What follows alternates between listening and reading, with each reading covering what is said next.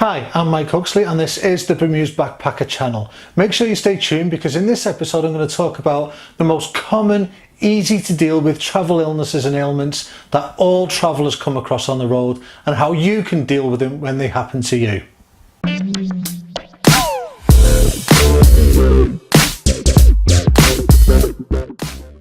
Everyone gets sick from time to time, and if you're travelling long term, odds are it'll happen to you at some point as well.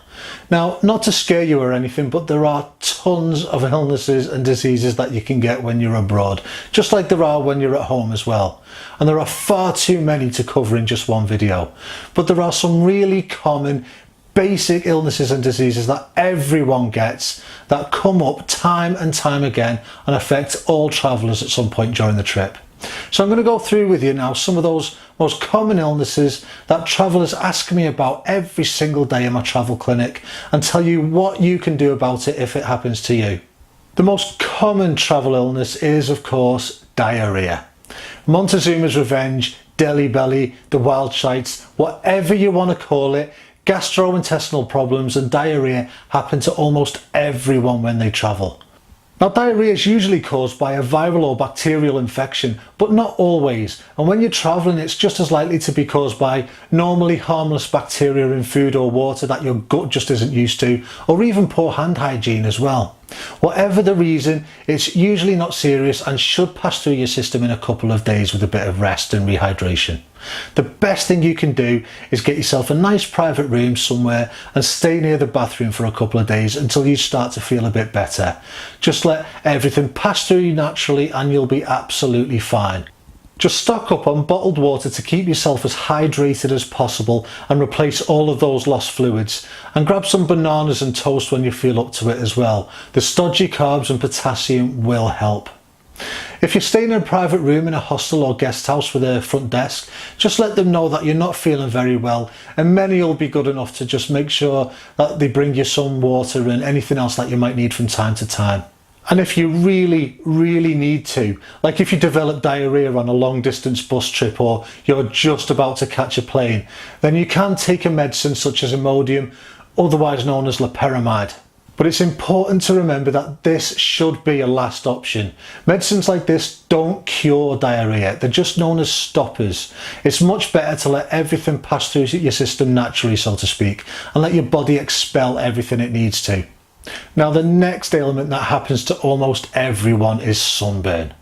Sunburn isn't an illness as such, but it's such a common travel ailment that it does deserve to be included in this list. Now, I really cannot stress this enough. Just protect yourself from the sun. I never understand these fools who think that going to get a tan is a good idea. It's not. You should be using a good broad spectrum sun cream that says UVA and UVB on the label and should be at least SPF 30. The higher the better. Reapply it regularly, especially after swimming, and make sure you wear a hat or a scarf or cover up where necessary as well. If you do manage to get burnt, then the best treatment is using a cool sunburn lotion like aloe vera and staying as hydrated as possible to rehydrate the skin. A cold compress or a damp towel soaked with aloe vera can really help as well. And of course, stay out of the sun until you've healed up a little bit. Now, related to that is heat exhaustion. That's the next big one that a lot of people get. Heat exhaustion is so common and it's generally really underestimated as well.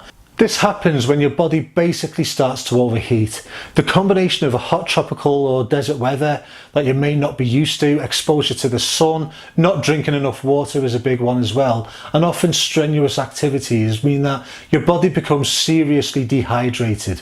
Your body fluids run low and your blood pressure decreases. This usually happens alongside sunburn and it can lead to symptoms like hot flushed skin, tiredness, fatigue, headaches and dizziness, raised heartbeat, sometimes even nausea as well. Now, this is very common. It's not serious in and of itself and can easily be treated by rehydrating very quickly, drinking a lot of water and cooling yourself down as quickly as possible. That means getting into the shade, staying out of the sun and using a cold compress if necessary as well. The trick is to make sure that you can recognise the symptoms in time and rectify them. You really should remember that heat exhaustion can come on really quickly and is usually really underestimated. Even I got caught out once in Aruba. I completely underestimated the strength of the sun and forgot my sun hat when I was biking around the island, and I just got caught out. Don't let it happen to you. If heat exhaustion isn't treated in time, it can lead to heat stroke, when your body essentially loses the ability to cool itself down, has no fluids left and starts to shut down. Heat stroke can be a medical emergency and it should be treated as such as soon as possible. So if you do get heat exhaustion and it's not treated and you start feeling worse and worse and worse, just go and seek medical attention as soon as you can. Another common one which no one ever thinks about is altitude sickness. Now, this is so common, especially in travellers who are in naturally mountainous regions with high elevations or doing that epic mountain hiking activity, and they're not used to the altitude. And if they haven't prepared properly, then they can be affected really heavily quite quickly as well. Altitude sickness can occur above 3,000 feet above sea level, but it's much more likely at elevations of 4,000 feet and above, and any traveller can get it at any time at that elevation.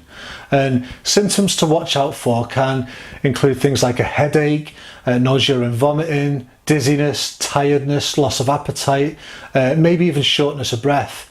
It's kind of like having a really bad hangover.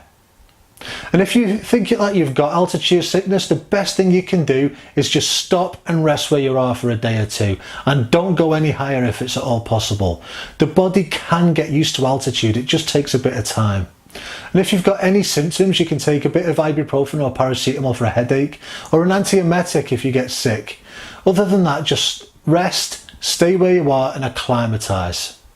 Finally, the last big thing that I get asked about a lot are insect bites. Now again, these aren't an illness in and of themselves, but insect bites can at the very least cause annoying or painful welts on your skin that can have an annoying impact on your trip, and they can be the cause of a variety of illnesses such as malaria and dengue as well. So this is why they're worth mentioning.